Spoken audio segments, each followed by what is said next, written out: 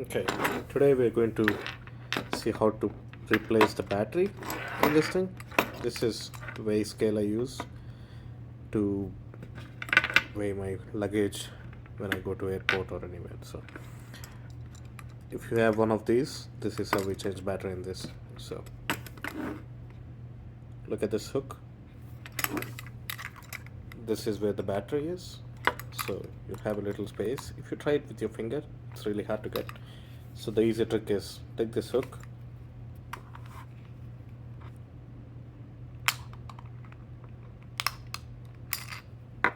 that's how you open this, easy way.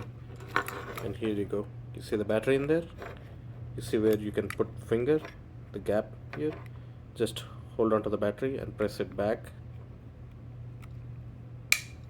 Just press the battery back and push it all the way to the behind. Yep, that's how you remove it. If you want to put it back, just that's all. So press it and push it back. That's all. Thank you everyone. Bye bye.